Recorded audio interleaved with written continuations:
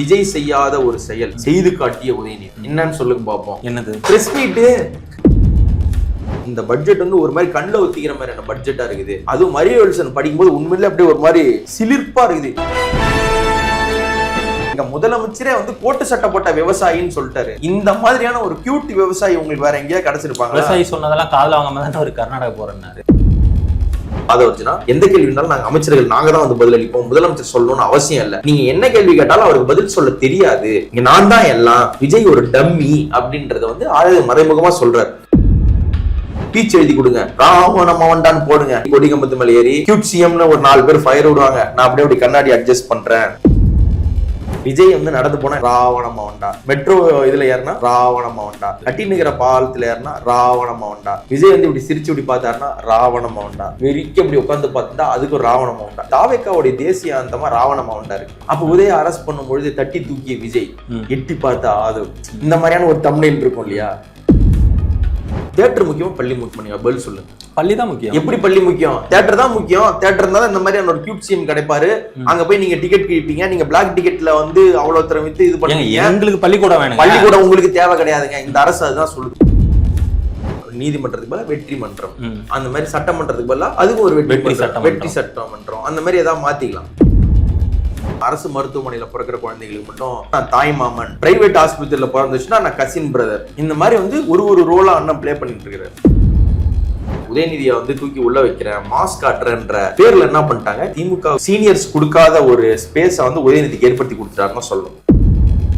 Stalin uncle எங்க காணோம், கொத்து புரோட்டா போட்டோம், சால்னா ஊத்துன ஒரு முட்டை கலக்கிய பண்ணிட்டேன் பாத்தீங்களா அப்படின்னு சொல்லி ஒரு புரோட்டா மாஸ்டர் வேலையாவது வந்து விஜய் பார்த்திருப்பார். ஆனால் ஏன் இந்த வாட்டி வந்து ஸ்டாலின் பேரை எடுக்கலன்னா, பட்ஜெட் கூட்டத்தொடரில் ஒரு ஸ்டாலினை ஃபேஸ் பண்ணுவாரா உதயநிதியை ஃபேஸ் பண்ணுவாரான்னு பார்த்தா உதயநிதி என்ன கேட்டாலும் ஒரு ஸ்பீச் ப்ரிப்பேர் பண்ணிட்டு அந்த ஸ்பீச்சுக்கு வந்து கரெக்டா டயலாக் டெலிவரி மாதிரி பண்ணிட்டு போற ஒரு ஆளுக்கு நேரடியா ஒருத்தர் நாக்கு புடுங்குற மாதிரி கேள்வி கேட்கும் பொழுது பதில் சொல்றதுக்கு திராணி கிடையாது.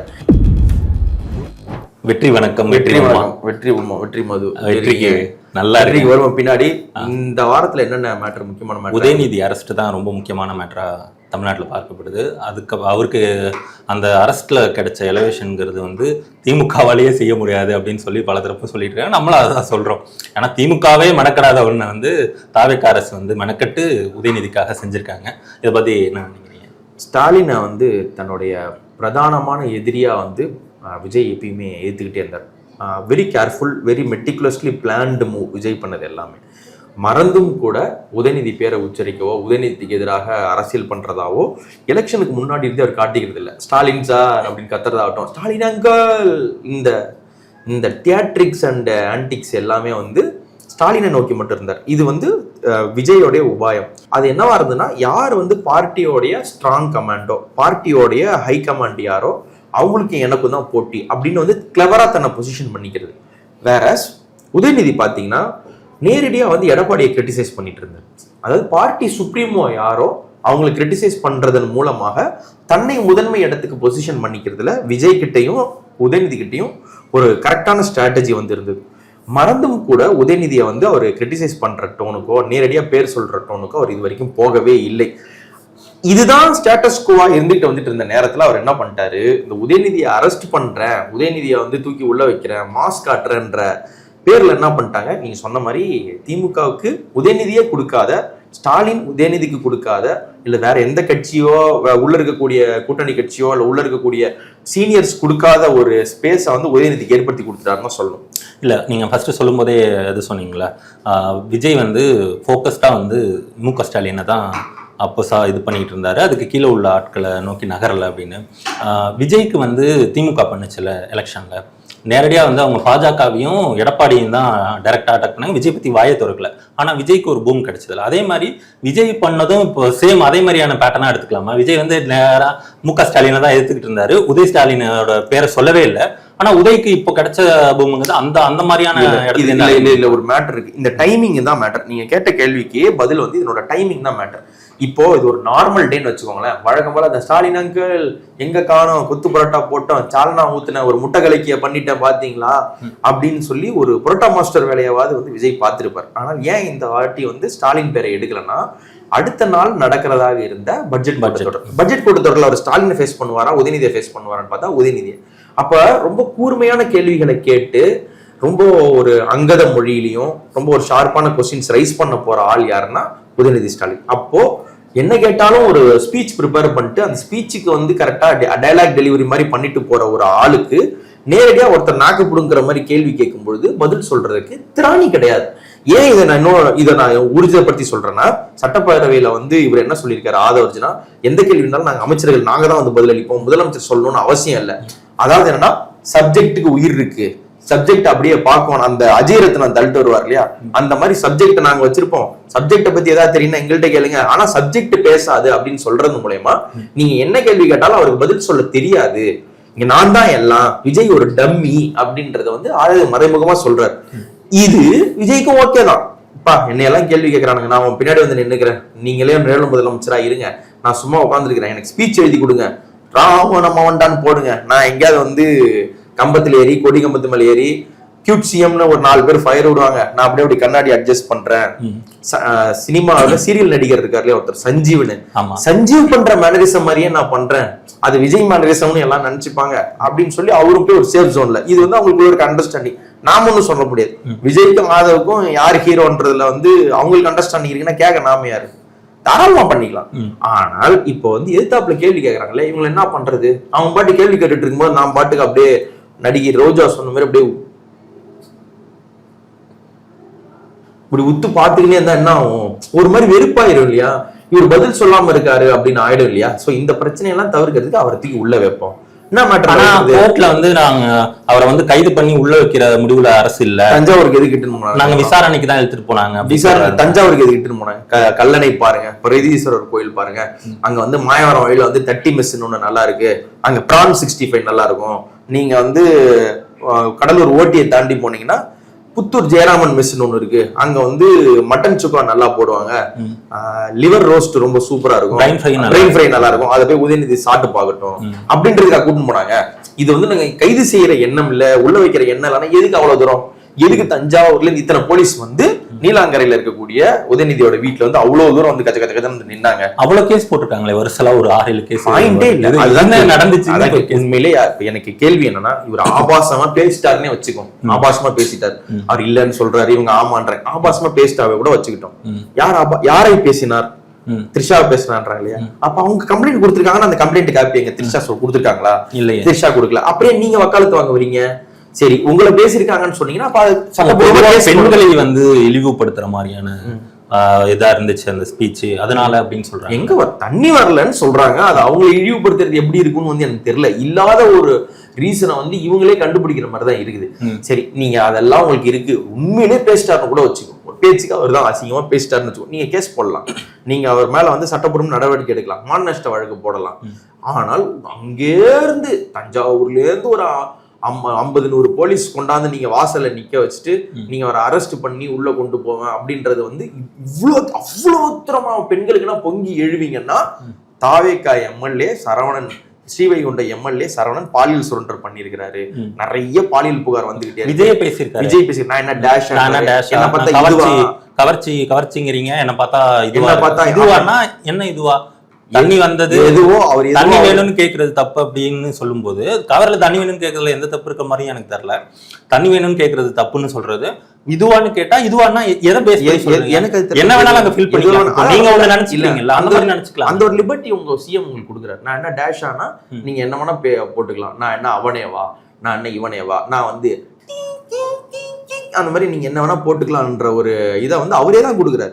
டேஷ் ஆனா என்னன்னு தெரியல, எனக்கு உண்மையிலேயே அர்த்தம் தெரியல. இந்த சின்ன பசங்க இந்த நிக்கல் குந்தல் விளையாடுவானுங்கல்ல, அந்த மாதிரி போடா டேஷே அப்படின்ற மாதிரி ஒரு மாதிரி பால்வாடித்தனமான விளையாட்டா தான் இருக்குது. இதுல எனக்கு இன்னொரு வியூ ஒண்ணு இருக்கு, என்னன்னா இப்போ உதய அரெஸ்ட் பண்றது அப்படிங்கிறது வந்து பட்ஜெட்டுக்காக அப்படின்னு சொல்றது. பட்ஜெட் ஆக்சுவலா பட்ஜெட் போயிட்டு இருக்கு, எனக்கு தெரிஞ்சு பட்ஜெட்ல எதுவுமே இல்லை. இவங்க பிளான் என்னன்னா, அட்லீஸ்ட் உதய தூக்கி இந்த மாதிரி அலக்களிக்கிறோம் உள்ள வைக்கணுங்கிறது எனக்கு அவங்க உள்ள வைக்கிறாங்க அப்படிங்கிறது நோக்கம் இருக்கிற மாதிரி எனக்கும் தெரியல. ஏன்னா அவங்களால முடியாதுன்னு அவங்களுக்கு நல்லாவே தெரியும். அந்த கேஸ்லாம் வந்து அப்படி ஒரு வழக்கெல்லாம் கிடையாது, அதில் உள்ள வைக்க முடியாதுங்கிறது அவங்களுக்கும் தெரியும்.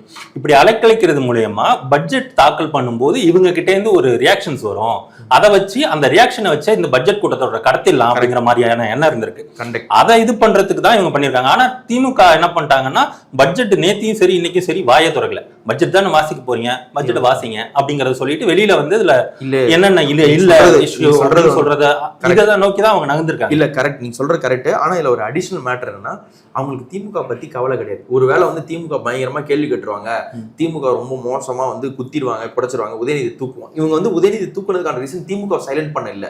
உண்மையிலே உதயநிதி இல்லைனாதான் இன்னும் ஸ்டாலின் இல்ல உதயம் இல்லைன்னா இன்னும் எவ்வளவு ஜாலியா இருக்கும். சும்மா கம்பு சொல்றதுக்கு அங்க வந்து எஸ் சிவசங்கர், தங்கம் தென்னரசு இவங்களுக்கு எல்லாம் வந்து அந்த வடிவேல் ஒரு ஜோக் இருக்குல்ல சூனா பண படத்துல, டே குர்ரா குர்ரா அருவாடா அருவா தேவைப்படாது இப்போ அப்புறம் பாத்துக்கின்ற மாதிரி ஒரு ஜாலி வந்துடும் இல்லையா. இவங்களுக்கு வந்து உதவி இருக்கிறது தேவைதான். ஆனா எதற்காக அரெஸ்ட் பண்றாங்கன்னு பாத்தீங்கன்னா, பட்ஜெட்ல வழக்கம் போல ஒண்ணும் கிடையாது. நம்ம அதுக்கு போவோம், பட்ஜெட்ல என்னென்ன பண்ணிருக்காங்கன்னு போவோம். ஆனா ராவண மவன்டா நீங்க வந்து ஒரு எதுனாலும் வந்து இப்போ உங்கள்கிட்ட வந்து ஒரு தெளிவான ஒரு கோரிக்கையாவே வைக்கிறேன். இந்த அரசோடைய ப்ளூ பிரிண்ட் என்னன்னா, என்ன திட்டமா வேணா இருக்கட்டும், என்னமா வேணா இருக்கட்டும், ஒரு கைது நடவடிக்கையா இருக்கட்டும், எதுவா வேணா இருக்கட்டும், ராவணமா வேண்டா அந்த ரீல்ஸுக்கு ஒத்து போற கண்டென்ட்டை அவங்க கொடுத்தாக வேண்டிய கட்டாயத்தில் இருக்கிறாங்க. விஜய் வந்து நடந்து போனா என்ன வரணும், விஜய் இதுல மெட்ரோ இதுல ஏறினா மேல ராவணமாவண்டா, கட்டினுக்கிற பாலத்துல ஏறினா ராவணமாவண்டா, விஜய் வந்து இப்படி சிரிச்சு இப்படி பார்த்தாருன்னா ராவணமாவண்டா, அதுக்கடுத்து விஜய் வெறிக்க இப்படி உட்காந்து பார்த்துட்டா அதுக்கு ஒரு ராவணமாவண்டா. அப்போ வந்து இந்த தாவேக்காவுடைய தேசிய அந்தமா ராவணமாவண்டா இருக்கு. ராவணமாவண்டா ரீல்ஸுக்கு கண்டென்ட்டே கிடைக்கலாம். பழைய விஷுவல் எவ்வளவு நாள் யூஸ் பண்றது. அப்ப உதய அரெஸ்ட் பண்ணும்பொழுது தட்டி தூக்கிய விஜய், எட்டி பார்த்த ஆது, இந்த மாதிரியான ஒரு தம்ப்நெயில் இருக்கும் இல்லையா, முறைத்து பார்த்த விஜய், முஷ்டி முறுக்கிய நிர்மல்குமார், இந்த மாதிரியான தம்ப்நெயில்களுக்காக வீடியோ எடுக்கிறதுக்காக ராவண மோண்டா ரீல்ஸுக்காக ரீல் கண்டென்ட்டுக்காக ஒரு தூக்கி இருக்காங்க. அதை தாண்டி வேற ஒண்ணுமே இல்லை. அண்ட் தென் இது வந்து ஒரு பேக் ஃபயர்னு தான் சொல்லணும்.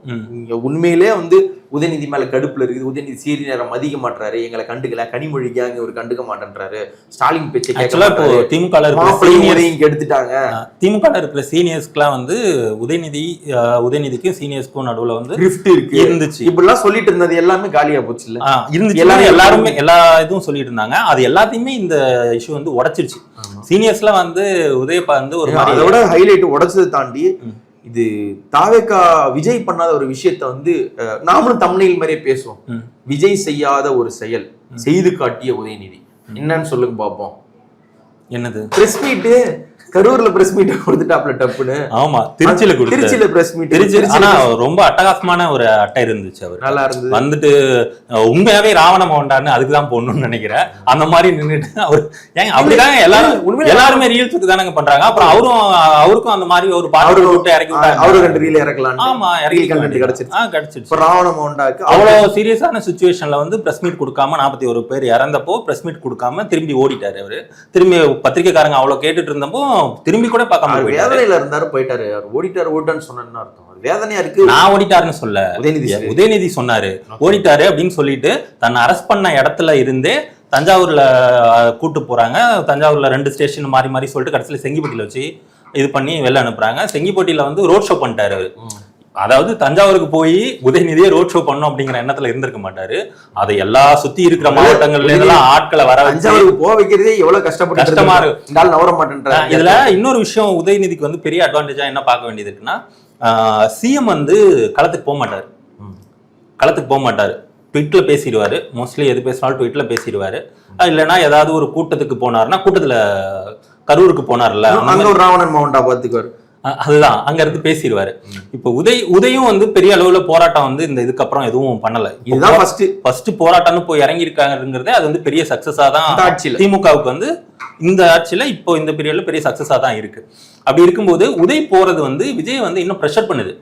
களத்துல போய் உதய் நிக்கிறாப்ல, போய் தஞ்சாவூர்ல காவிரி நீருக்காக போராட்டத்துக்கு போயிருக்காரு. திரும்ப அரெஸ்ட் உள்ள போய் நிக்கிற களத்துக்கு போகும்போது விஜயும் களத்துக்கு புஷ் பண்ற இடத்துக்கு அது தள்ளும். ஏன்னா இப்பதான் ஃபர்ஸ்ட் உதய் போயிருக்காருங்க போது நிறைய டைம் இதே மாதிரியான போராட்டங்களை திமுகவோ உதயநிதியோ இல்லைங்க. இவங்க தஞ்சாவூர்ல போராடும் பொழுது அவர் எங்க இருந்தாரு? செயின்ட் கோபைன் கம்பெனில இருந்தாரு. செயின்ட் கோபைன் கம்பெனி முடிச்சுட்டு அந்த இல்ல செயின்ட் கோபைன் கம்பெனில எல்லாம் இல்ல, கர்நாடகாவுக்கு போறதா இருந்தாரு. கர்நாடகால வந்து அவர் வராதிங்க இங்கெல்லாம் இந்த பக்கம் எட்டி பார்க்காதீங்க அப்படின்னு சொன்னதுனால இதுவே ஒரு கேவலம் இல்லையா? முதல்ல கர்நாடகாவுக்கு ஒரு சீஃப் மினிஸ்டர் வந்து போவாதீங்கன்னு அத்தனை பேர் சொல்றாங்க. இந்த கர்நாடகா விஷயத்துல பாருங்களேன், திரும்ப திரும்ப இவங்க பண்ணிருக்க அந்த டைவர்ஷனரி டாக்டிக்ஸ் எங்க ஒர்க் ஆயிருக்குன்னா, தொடர்ந்து எதிர்கட்சிகள் வந்து என்ன பண்றாங்கன்னா, அனைத்து கட்சி கூட்டம் கூட்டுங்க, நம்மளுடைய சாலிடாரிட்டி காட்டணும். அனைத்து கட்சி கூட்டம் கூட்டுறது ஒன்றும் கேவலம் கிடையாது. அனைத்து கட்சி கூட்டத்துக்கு வரலாம். ஆனா தான் சொந்த கட்சியில சேர்றவங்களே பார்க்காத ஒரு சீஃப் மினிஸ்டர் எப்படி அனைத்து கட்சி கூட்டத்துக்கு வருவாரு? அங்க ஏதாவது நாக்கப்படுங்கிற மாதிரி கேட்டுட்டாங்கன்னா என்ன பண்றதுன்ற பயத்துல இவர் எதுவும் பண்ண கிடையாது. அங்க நீங்க நல்லா கவனிச்சு பாத்தீங்கன்னா எடியூரப்பா வராரு, குமாரசாமி வராரு, அவங்களுக்குள்ளார எம்மா அடிதடி. அப்படி நீங்க பாத்தீங்கன்னா இல்ல எனக்கு இதுல கேள்வி இருக்கு. தன்னோட கட்சிக்காரங்களையும் பார்க்க மாட்டாரு, கூட்டணி கட்சிக்காரங்களையும் பார்க்க மாட்டாருன்னு சொல்றீங்க. ஆனா கிளம்பி கர்நாடகாவுக்கு போறங்க முடிவுல தானே இருந்தாரு. அங்க போய் இன்னொரு முதலமைச்சரை பாக்குறதுக்கு ரெடியா தானே இருந்தாரு. இருங்க, அதான் வரேன். நீங்க ஒரு பெருமனை பாக்குறது ரெண்டாவது. இப்போ எடியூரப்பாவுக்கும் குமாரசாமிக்கும் என்ன பிரச்சனை இருந்து நமக்கு தெரியும். சித்தராமையாவுக்கும் DK சிவகுமாருக்கும் என்ன பிரச்சனை இருந்து தெரியும். இந்த 4 பேருக்கு அவங்களுக்குள்ள பிரச்சனை இருக்கா? 4 பேர் காங்கிரஸ் பாஜகன்னு பிரிஞ்சிருக்காங்களா? ஆனா இவங்க எல்லாருமே அங்க ஒற்றுமையா வராங்கல்ல. இப்போ சித்தாந்த அடிப்படையில் நாங்க வந்து டிஎம்கேவோட ஒரு பெட்டர் வெர்ஷன் தான் நாங்க தாவேக்கான்னு இவரு ஆதவர்ஜனா சொல்றாரு. நாங்க காமராஜர் ஆட்சி அமைப்போம்னு சொல்றாரு. எங்களுக்கு எல்லாமே இருக்குன்றாரு. அதிமுக இந்த ஆளுங்கெல்லாம் வாங்கிட்டு இருக்காங்க. ஜெயலலிதா மாதிரியா வர முடியுமான்றாங்க. அப்போ ஜெயலலிதா உங்களுக்கு பிடிக்கும், கலைஞர் உங்களுக்கு பிடிக்கும், அந்த கையிலேருந்து வந்த கட்சிகளோட பேசுறதுல உங்களுக்கு என்ன பிரச்சனை? அப்போ நான் வந்து ஒரு சாலிடாரிட்டியை காமிச்சிட மாட்டேன். தப்பி தவறி ஒரு சாலிடாரிட்டி காமிச்சிட்டா தமிழ்நாடு ஒன்னா இருக்கிற மாதிரியான ஒரு இமேஜ் போயிட்டா என்ன பண்றது? நாம தான் பாஜகவோட ப்ராக்சி இல்லையா? அப்போ பாஜகவோட ப்ராக்சியா இருக்கும்போது இது எப்படி இத்தனை கட்சிகள்லாம் சேர அனுமதிக்கலாம்? இந்த ஆட்டையை கலைச்சு விடுன்னு சொல்லி உதயநிதி அரஸ்ட் பட்ஜெட்ன்றதை தாண்டி காவேரி மேட்டர்ல திமுக, பாமக, தேமுதிக, கம்யூனிஸ்ட் இந்த மாதிரி யாராவது வந்து அந்த ஒரு அணிதிரளல் நடந்து தமிழ்நாட்டுக்கு சாதகமாயிட்டா என்ன பண்றது? அங்க ஜல்சக்தி, அதாவது நீர்வளத்துறை அப்படின்னு இருக்கிறதுல வந்து நீங்க மேகதாது கட்டிக்கங்க, எங்களுக்கு பிரச்சனை இல்லை அப்படின்னு அனுமதி கொடுக்குறாங்கன்னா ஸ்ட்ராங்கா இங்க இருந்து வாய்ஸ் வரணும்ல. அந்த வாய்ஸ் வர வேண்டிய நேரத்தில் இவர் அங்க போறான்றாரு. ஏங்க நீங்க போறது அசிங்கம். DK சிவகுமார் வந்து நாங்க விஜயை ஹெலிகாப்டர்ல கூட்டு போய் காட்டுவோம், எங்க கட்ட போறோம்னு காட்டுவோம். இப்போ ஒருத்தன் உயிரோட இருக்கிறான். இப்ப நான் உயிரோடு இருக்கேன்னு வைங்க, என்னை யாரா கூட்டு போயிட்டு தம்பி இங்கதான்ப்பா உங்களை புதைக்க போறோம், இங்கதான் உங்க கல்லறை, 6க்கு 3 தோண்டி இருக்கிறோம், அந்த கல்லறையில அந்த இடத்துல வந்து உங்க பேர்ல ஈச்சு எல்லாம் கரெக்டா இருக்கான்னு பாத்துங்க, தோற்றம் கரெக்டா இருக்கான்னு பாத்துங்க, மறைவு மட்டும் டேட்டு போட்டிருக்கோம், நீங்க மறுகையா ஆகிற அன்னைக்கு உங்க டேட்டை போட்டுருணும் அப்படின்னு சொன்னா எனக்கு எவ்வளவு அவமானம். இப்போ ஒரு தமிழ்நாட்டு முதலமைச்சர்ன்றது தமிழக மக்களுக்கு மட்டும் ஒரு பிரதிநிதி கிடையாது, தமிழ்நாட்டோட ஆறுகளுக்கு பிரதிநிதி, அங்க இருக்கக்கூடிய எல்லா நீர் வளங்களுக்கும் இயற்கை வளங்களுக்கும் பிரதிநிதி. அங்க போய் உங்களோட ஆத்துக்கு வந்து இங்க சோழி முடிக்க போறோம், இங்க சமாதியில கட்டி பாடம் கட்ட போறோம் ஒருத்தர் போய் காட்டுறாருன்றது எவ்வளவு பெரிய அசிங்கம். இதுக்கு நீங்க ஸ்டார்க்கான ரியாக்ஷன் கொடுக்கல, ஷார்ப்பா இதை ரியாக்ட் பண்ணல. எதுவுமே பண்ணாம அமைதியா இருக்கிறீங்க, எதுவுமே சொல்ல மாட்டேன்றீங்க. எதா கேட்டா நிர்மல்குமார் வந்து தோல்வி அடைஞ்சிருச்சு, சரி திமுக தோத்துருச்சு, உங்களை கூட்டம் அசிங்கப்படுத்த போறான்றான். ஒரு தமிழனா போவாதீங்கன்னு சொல்றோம், ஆனா நீங்க திரும்ப போறீங்கன்னா அப்ப என்ன அர்த்தம்? அப்போ இங்க வந்து மாணிக்க தாகூர், பிரவீன் சக்கரவர்த்தி வந்து உங்க பேரு நாசமா போனாலும் பரவாயில்ல, அங்க இருக்கக்கூடிய காங்கிரஸுக்கு வந்து மைலேஜ் ஏறணும்னு சொல்லி இங்க திமுக திட்டுற மாதிரி உங்களை அங்க கொண்டு போய் அசிங்கப்படுத்த ரெடியா வராங்க. ஆனா நீங்க என்ன பண்றீங்க? இங்க உங்களுக்கு சப்போர்ட்டா நிக்கணும்னு நினைக்கிற திமுக, சப்போர்ட்டா நிக்கணும்னு நினைக்கிற அதிமுக பகைச்சுக்கிட்டு அங்க போய் அவமானப்பட தயாராகிறீங்கன்னா உங்களுக்கே அசிங்கமா இல்லையா? ராவண மாவன் இப்படிதான் பண்ணுவானா? எந்த ஊர்ல ஒரு ராவண மாவன்டான்னு போடுறதுக்கு உங்களுக்கு கூச வேணாம். ஒரு ராவண மாவன் பண்ற வேலையா இது? இங்க கேட்டால் ராவண மாவன்டான், அடுத்து என்ன பண்ணுவோம்? அங்கேயும் போய் அசிங்கப்பட்டு வந்தாலும் என்ன பண்ணுவாங்க? அப்பயும் ராவண மாவன்டான். அவன் மேகதாது கட்டி முடிச்சிட்டான்னு வச்சுக்க, அப்பயும் ராவண மாவன்டான். தண்ணியே வராது.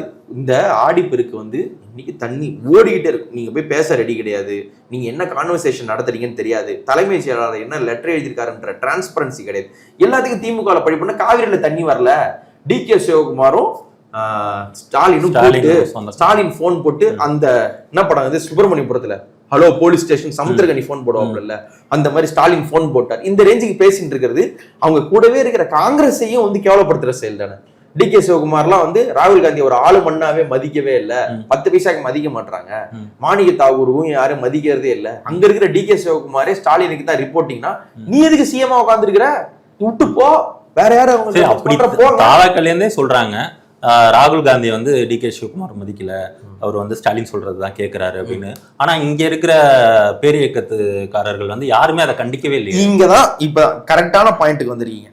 அதாவது மதுபாலன், நீங்க என்னவா வந்திருக்கீங்கன்னா இந்த பாயிண்ட்ல வந்து ஒரு நுவான்ஸ் நீங்க புரிஞ்சுக்கணும். நீங்க மற்ற ஊர்ல இருக்கக்கூடிய காங்கிரஸ், மற்ற ஊர்ல இருக்கக்கூடிய பாஜகவை வந்து நீங்க எடுத்துக்கோ. இப்போ கர்நாடகா எடுத்துக்கிறீங்களா, கர்நாடகா காங்கிரஸையும் கர்நாடகா பாஜகவை நீங்க எடுத்துக்கங்க. அவன் கட்சிக்கு நேர்மையா இருக்கான், கட்சிக்கு விசுவாசமா இருக்கிறத தாண்டி அந்த மாநிலத்துக்கு நேர்மையா இருக்கானா, அந்த மாநிலத்துக்கு விசுவாசமா இருக்கானா? கர்நாடகா காங்கிரஸ் கர்நாடகாவுக்கு விசுவாசமா இருக்கு, கர்நாடகா பாஜக கர்நாடகாவுக்கு விசுவாசமா இருக்கு. நான் கேட்கிறேன், தமிழ்நாட்டு பாஜக தமிழ்நாடு மக்களுக்கு விசுவாசமா இருக்கா? நீட்டு எங்களுக்கு வேணும் வேணும்னு அடம் பிடிக்கிறது, தீபம் ஏத்துவான்னு அடம் பிடிக்கிறது, இங்க ஒரு அயோத்தி மாதிரி இங்கேயும் நாங்க நடத்தினா என்ன தப்புன்னு சொல்றது, எல்லாரையும் அழிச்சு முடிச்சிருவோன்றது, சனாதனத்தை நிறுவியே தீர்வோன்னு சொல்றது, இது இந்த பக்கம். தண்ணி விட மாட்டேன்னு சொல்றது உன் கட்சிக்காரன் தானே. நான் தண்ணி விட மாட்டேன்னு சொல்ல நீ யார்? எனக்கு என் ஸ்டேட் முக்கியம் இவங்க பண்றாங்களா? மாணிக்க தாகூர் வந்து ஏதாவது ஸ்டேட் முக்கியம்னு சொல்றாரா? இல்ல. இவங்க என்ன பண்றாங்க? ரோஹிணி தியேட்டர் வாசல்ல ஜனநாயக டிக்கெட் 10 ரூபா டிக்கெட், 100 ரூபா, 100 ரூபா டிக்கெட், 50 ரூபா, 50 ரூபா டிக்கெட், 100 ரூபான்னு கூறு 10 ரூபான்னு டிக்கெட் விற்கிறதுல பிஸியா இருக்கிற வேலை பாக்குறாங்கன்னா, தமிழ்நாட்டு காங்கிரஸ் ஆகட்டும், தமிழ்நாட்டு பாஜக ஆகட்டும், ஒரு மாநிலத்தை வந்து எவ்வளவுக்கு எவ்வளவு துரோகம் பண்ண முடியுமோ அவ்வளவுக்கு எவ்வளவு துரோகம் பண்ணக்கூடிய ஒரு கர்நாடகா காங்கிரஸ்காரன் கர்நாடகாக்கு விசுவாசமா இருக்கான், கர்நாடகா பாஜக காரன் கர்நாடகா விசுவாசமா இருக்கான். நீ வந்து தமிழ்நாட்டுக்கு விசுவாசமா இருங்கன்னு சொல்லி தமிழ்நாட்டு காங்கிரஸையும் தமிழ்நாட்டு பாஜகவையும் கேட்டா அவங்க என்ன பண்றாங்க? அவங்க 2 பேருக்குமே விசுவாசம் கிடையாது. விஜய் வாழ்கன் கத்துறதுல அவங்க பிஸி. இவங்க வந்து அங்க சோமையான்னு ஒருத்தர் இருக்காரு அங்க, அவர் என்ன சொல்றாரு, நீங்க இங்க சிவகுமார் எல்லாத்தையும் பாத்துக்குவாரு, நான் என்ன பண்றேன், நாங்க பர்மிஷன் வாங்கி தர்றதெல்லாம் நாங்க பாத்துக்கிறேன், மேகதாதுக்கு பாத்துக்குவேன்னு காங்கிரஸும் பிஜேபியும் அங்க கர்நாடகாவை முன்னேற்றுறதுக்கு பிஸியா இருக்கிறாங்க. இங்க நடக்கிறது என்ன? காலையில 6 மணி இருக்கும், திமுக கூட்டமைக்க பார்த்தாங்க, ஐயாவோட மனசு புண்பட்டுருச்சு, என்ன இருந்தாலும் நீங்க இப்படி பேசியிருக்க வேண்டாம், என்ன இருந்தாலும் அவர் இப்படி இது பண்ணிருக்க வேண்டாம். நேத்துதான் அவங்க மகன் செத்துட்டாரு, ரொம்ப சோகத்துல இருப்பாருன்னு பார்த்தா காதர் மைதீன் சோகமா பேசுறாரு, இப்படி பேசினால் வருந்தத்தக்கது அப்படின்னு திருமாவளவன் சொல்றாரு. நிர்மல்குமாருக்கோ ஆதவுக்கோ இல்ல அங்க இருக்கக்கூடிய ராவண மவுண்டா கைஸ்கோ யோயோ பாய்ஸ் டிவிகே பாய்ஸ் என்ற பேரில் இருக்கக்கூடிய அமைச்சர்களுக்கோ எந்த கவலையுமே கிடையாது, துப்புரவா கிடையாது. நீங்க நோட் பண்ணி தண்ணியே அங்க திறக்கல, அதுக்குள்ள திருச்சியில தண்ணி ஓடிட்டு இருக்கதா ரீல்ஸ் எல்லாம் போயிட்டு இருந்தது பாத்தீங்களா? இல்ல, உங்களுக்கு நீங்க தான் நியூஸ் பார்க்கலாம்னு நான் நினைக்கிறேன். கும்பகோணத்துல 180 பேர் செத்துட்டாங்க அந்த வெள்ளத்துல மாட்டி. தஞ்சாவூர் கடைமடை அந்த தஞ்சாவூர் டு நாகப்பட்டினம் போற ரூட்ல இருக்கிறதுல வந்து ஒரு 4358 பேர் செத்து இருக்கிறாங்க. அதுக்கடுத்து தலக்காவேரி தாண்டி இந்த மேட்டூர் சைடு வந்து ஒரு 788 பேர் செத்துருக்காங்க. நானே டெல்டாக்காரனாங்க. உங்களுக்கு இன்ஸ்டாகிராம் நீங்க பாருங்க, டெல்டா என்ன மேப்ல இருக்கு, இன்ஸ்டாகிராம்ல தான் இருக்குது. அத்தனை பேர் வெள்ள பெருக்குல செத்துருக்காங்க. ஆடி பெருக்கு, ஆடி வகுத்தல், ஆடி கூட்டல், ஆடி கழித்தல் எல்லாம் அம்மா தண்ணி வந்து அவ்வளவு பேர் செத்துருக்காங்க. அவ்வளவு தண்ணி கரை புரண்டு ஓடுது. நீங்க என்ன பாத்தீங்கன்னு தெரியவே இல்லை, அவ்வளவு தண்ணி போகுது. பாட்டில் எட்டாந்து அதுக்கு குளிச்சுட்டு இருக்கிறாங்க எல்லாம். தண்ணி வரலன்னா உண்மையிலே தண்ணி வரலன்னு ஒத்துன்னு போறது என்ன இருக்கு? எல்லா வாட்டியும் ஜூன் மாசத்துல தண்ணி வந்துடும். ஜூலைல மட்டும் 2023 மட்டும் ஜூலைலயோ ஆகஸ்ட்லயோ இது பண்ணாங்க, அதுவும் ஃபர்ஸ்ட் வீக்ல இது பண்ணி திறந்து விட்டாங்க. நீங்க அதுக்கான பேச்சுவார்த்தை நடத்தல. வரலன்னு ஒத்துக்கிறது என்ன பிரச்சனை? அதாவது ஒரு ஆட்சியம் வந்தா பாலாறும் தேனாரும் ஓடுனுவாங்க, இவங்களுக்கு காவிரி ஆறே கரை புரண்டு ஓடுது. ஒரு குரூப் வேற வந்து ஒசூர்ல வந்துருச்சு, காவிரி தண்ணி ஒசூருக்கு வந்துருச்சு, என்னென்னவோ சொல்றானுங்க. இங்க இருந்து அங்க எடுத்துட்டு போயிட்டா எப்படி எடுத்துட்டு போறது, இந்த மாதிரி தினசெல்லாம் பேசுறாங்க. அப்போ உங்களுக்கு தான் தெரியல, ஆல்ரெடி ஓடிட் பண்ண. நீங்க இப்ப பேசிட்டு இருக்க இந்த நேரத்துல வந்து காவிரியில வந்து அவ்வளவு தண்ணி கொதிச்சு கொந்தளிச்சுன்னு 4 முதல்ல இது பண்ணின்னு அந்த கடைமடையில் போய் சேர்ந்துச்சு. பொன்னியின் செல்வன்ல வர மாதிரி பொன்னி நதி பார்க்கணுமே அந்த மாதிரி வந்து அவ்வளவு அப்படியே கொப்பிளிச்சுன்னு பயங்கரமா இருக்கு. நல்லா உத்து பாத்தீங்கன்னா உங்க சிஎம் வந்து அப்படியே அந்த சுறா ஜம்ப் பண்ணி சக்குன்னு காவிரியில இருந்து எழுந்து வர்ற அளவுக்கு அவ்வளவு தண்ணி இருக்கு. உங்களுக்கு தான் தெரியல. நீங்க நியூஸ பார்க்காம வந்து முதலமைச்சரை கேட்டீங்கன்னா என்ன அர்த்தம்? நேத்தி தமிழ்நாடு பட்ஜெட் தாக்கல் ஆயிருக்கு, இன்னைக்கு விவசாய பட்ஜெட் தாக்கல் ஆகிட்டு இருக்கு. ரெண்டுத்துலயுமே வந்து பொதுவா என்ன பண்ணிருக்காங்கன்னா பேர் மாற்றம். நிறைய ஆல்ரெடி இருந்த திமுக கடந்த கால ஆட்சியில திமுக கொண்டு வந்த திட்டங்கள் எல்லாத்துக்குமே பெயர் மாற்றம் பண்ணியிருக்காங்க. தாலிக்கு தங்கம் திட்டம் அதிமுக பீரியட்ல கொண்டு வந்ததுக்கு வந்து திரும்ப தாலிக்கு 1 கிராம் 1 பவுன் தங்கமும் பட்டுப்புடவையும் கொடுக்குறாங்க. இந்த மாதிரி பெயர் மாற்றங்கள் இருக்கே தவிர திட்டங்களா இதுக்கு ஏதோ அமௌண்ட் பெருசா இது ஒதுக்குறோம் இல்ல. ஆல்ரெடி ஒதுக்குற பள்ளிக்கல்வித்துறைக்கு வந்து 4000 கோடி கிட்டத்தட்ட கம்மியா ஒதுக்கியிருக்காங்க. உயர்கல்வித்துறைக்கு 200 கோடி கிட்ட கம்மியா ஒதுக்கியிருக்காங்க. இதெல்லாம் எப்படி பாக்குறது? நீங்க வந்து நல்லா புரிஞ்சுக்கணும்.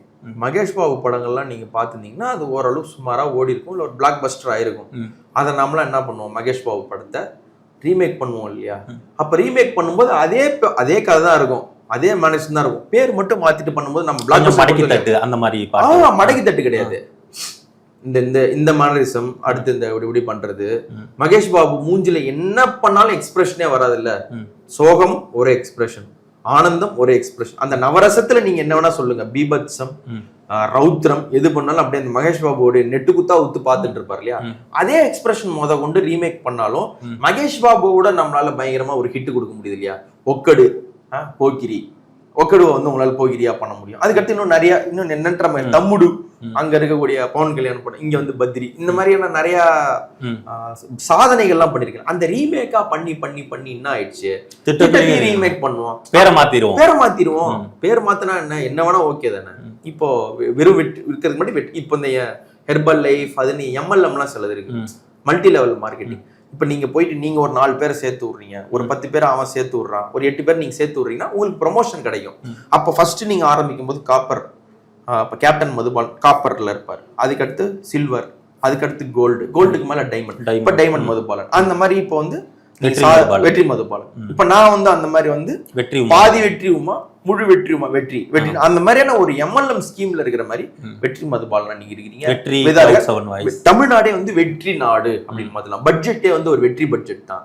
இப்போ இல்ல வெற்றி தமிழகமா தானே அவங்க வச்சிருக்காங்க, தமிழ்நாடா கன்சிடர் இல்ல ஏதோ ஒன்று வெற்றி வந்துட்டா போதும். வெற்றின்னு வந்து தமிழ்நாடு பிரச்சனை இல்ல, வெற்றின்னு வந்துட்டா போதும். இப்ப குரம்பேட்டு போனா அங்க வெற்றின்னு தியேட்டர் இருக்குது, அதை மட்டும் விட்டுறலாம். இப்ப கிருஷ்ணவேணி தியேட்டர்னா வெற்றி கிருஷ்ணவேணி, வெற்றி பிவிஆர், வெற்றி லியூக்ஸ், இதனால வெற்றி ஏஜிஎஸ், இந்த மாதிரி எல்லாத்தையும் வெற்றியா ஆனதுக்கு அப்புறம் நீங்க சொல்லிட்டு என்ன பண்றது. இப்ப சிவாஜி படம் வெற்றின்னு நீங்க சொன்ன மாதிரி வெற்றின்னு இருக்காங்க, வெற்றின்னு பேர் வச்சுங்களா, வெற்றி ஸ்கொயர்னு வச்சிடலாமா? வச்சிடலாம், எப்படி வேணா வச்சுக்கலாம். நீங்க அது வடிவேல் கத்தின்னு போறல வெற்றின்னு அந்த மாதிரியான ஒரு வெற்றி தான். இப்போ ஒரு கட்டத்துக்கு மேல என்ன ஆயிடும், சில படங்கள்லாம் வந்து உருப்படாதுன்னு நமக்கே தெரியும், ஓடாதுன்னு நமக்கே தெரியும். படம் பேர் வந்து சக்சஸ், அடுத்து ஹிட், இந்த மாதிரி பேர் வைப்பாங்க. பிளாக் பஸ்டர் அப்படின்னு இருக்கும். நீ பிளாக் பஸ்டர்னு சொல்ல மாட்டாதான் நாங்களே சொல்லிக்கிறோம்.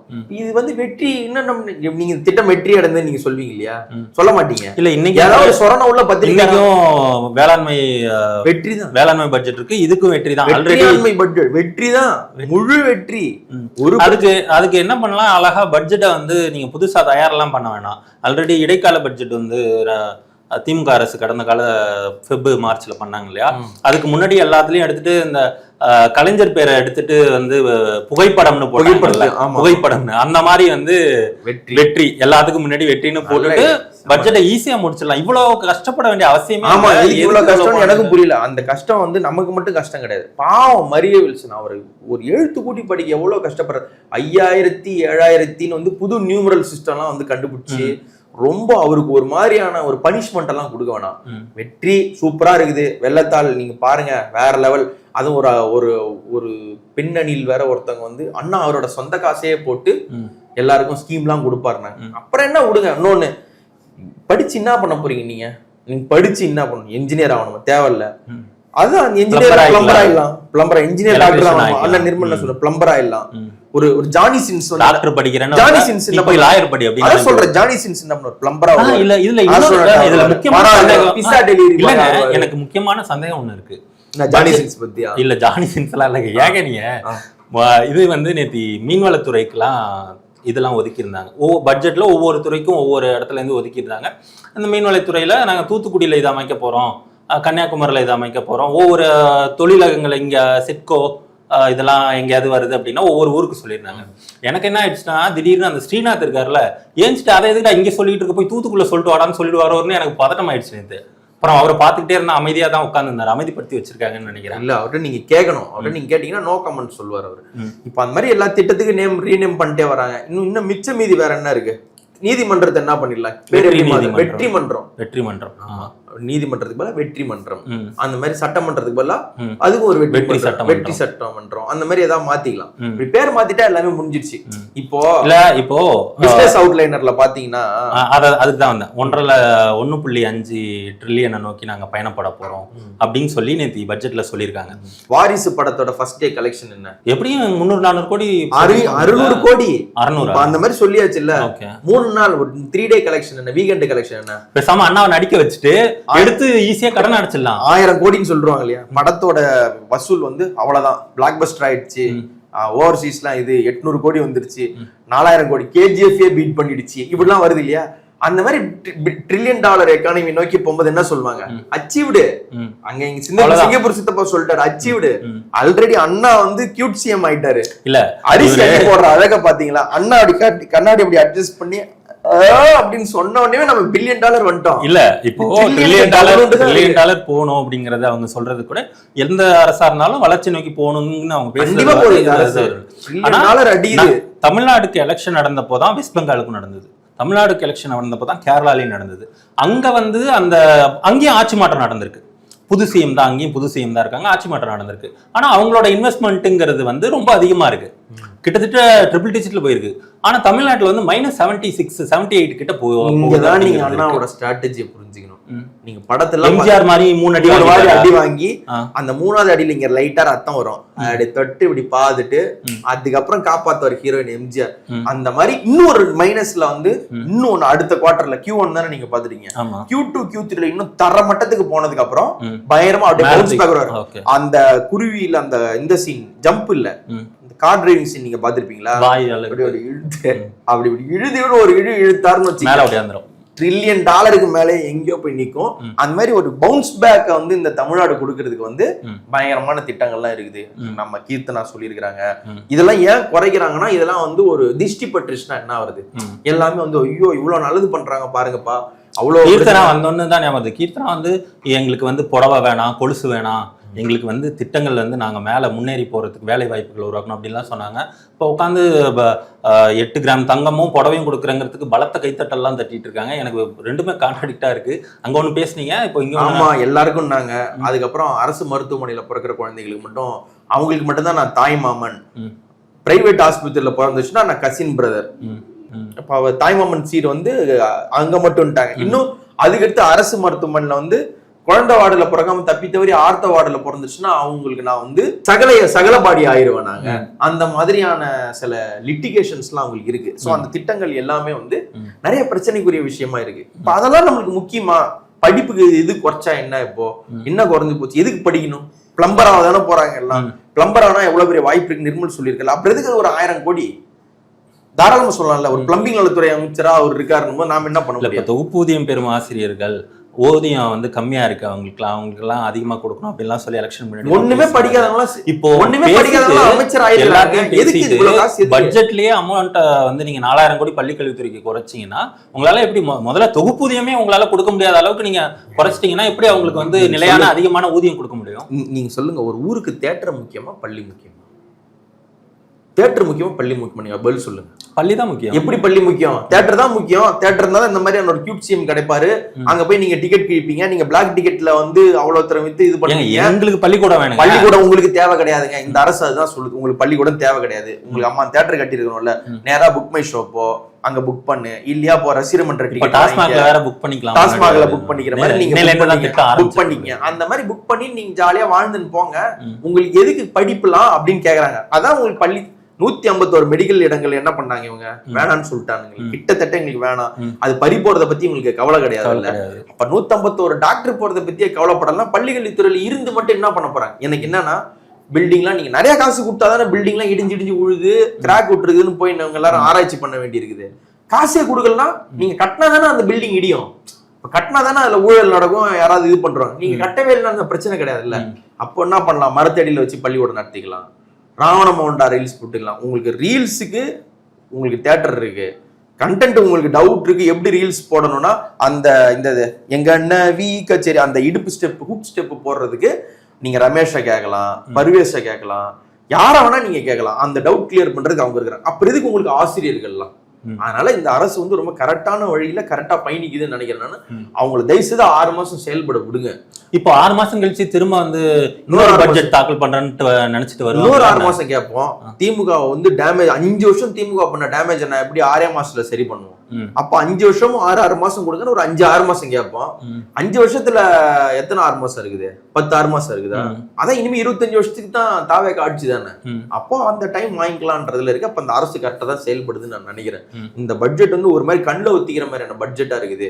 அதுவும் மரிய வில்சன் படிக்கும்போது உண்மையிலே அப்படியே ஒரு மாதிரி சிலிர்ப்பா இருக்குது. புரூனே, மொரிஷியஸ், சுவிட்சர்லாந்து, வேற என்னென்ன இருக்கு, பின்லாந்து, அந்த மாதிரியான ஒரு மாநிலத்தை வாழற ஒரு எஃபெக்ட் வந்து அவர் ஆல்ரெடி கொடுக்குறாரு. அதுல வந்து கிட்டத்தட்ட என்ன சொல்லியிருக்காருன்னா, இன்னைக்கு வந்து எங்க முதலமைச்சரே வந்து கோட்டு சட்டை போட்ட விவசாயின்னு சொல்லிட்டாரு. இந்த மாதிரியான ஒரு கியூட் விவசாயி உங்களுக்கு வேற எங்கேயா கிடைச்சிருப்பாங்க? விவசாயி சொன்னதெல்லாம் காதுல வாங்காம தானே ஒரு கர்நாடகா போறேன்னாரு. அவர் ஒரு விவசாயி போட்டாருங்க. அவரு அதனால வயல்ல இறங்க முடியாது, அதனால கர்நாடகா போற ஹெலிகாப்டர். ரொம்ப நல்லா இருக்கு இந்த பட்ஜெட். வந்து நீங்க குறை சொல்ற நோக்கத்துல இந்த ஷோ வந்தீங்களால எனக்கு தெரியாது. இது வந்து ரொம்ப தமிழ்நாட்டு மக்களுக்கு இது போதும். என் மேல தூக்கி நான் என்னமோ இல்ல இல்ல இந்த ஏங்க சிறப்பு எவ்வளவு சிறப்பான மிக திட்டங்கள் சிறப்பான ஒரு கொடுத்திருக்காங்க. budget schemes. சிறப்பான ஆட்சி நடந்து எல்லாமே சிறப்பா இருக்கு. குறை சொல்றேன்னு சொல்றீங்க. சிறப்பா இருக்கு. ரொம்ப இப்போ நல்ல 2 நாள் பட்ஜெட் வந்து முடிஞ்சிருச்சு. இன்னைக்கு வந்து வேளாண்மை பட்ஜெட் வந்து தாக்கல் பண்ணிட்டு இருக்காங்க. இதுக்கப்புறம் வந்து பட்ஜெட் தொடர்பான விவாதம் வந்து நடைபெறும். செப்டம்பர் 8ஆம் தேதி வரைக்கும் யாரு பேச சட்டப்பேரவை இருக்கு அப்படின்னு சொல்றாங்க. இதுக்கப்புறம் தான் திமுக என்னென்னலாம் கேட்க போறாங்க. இவங்க அதுவும் வந்து பதில் சொல்றது வந்து செங்கோட்டையன், ஆதவர்ஜுனா மாதிரியான ஆட்கள் தான் பதில் இப்ப சொல்றாங்க முன்ஜாமீன் வாங்கிட்டாங்க. நான் அதான் சொல்ல போறேன். அப்படின்னு சொல்லி தான் சொல்லியிருக்காங்க. ஆல்ரெடி அவங்க பேசி வச்சுட்டாங்க. அடுத்தடுத்த நாட்கள்ல எப்படி இது நகருது, இவங்க என்னென்னலாம் பண்ண போறாங்க, இன்னும் யார் யார் பேச தமிழ்நாட்டை எந்த அளவு உயர்த்துற பில்லியன் ட்ரில்லியன்ல இருந்து என்னென்ன திட்டம் எல்லாம் வரப்போகுது அப்படிங்கறத வந்து பொறுத்து இருந்து பார்க்கலாம். வெற்றி வெற்றி வணக்கம். வெற்றி வணக்கம்.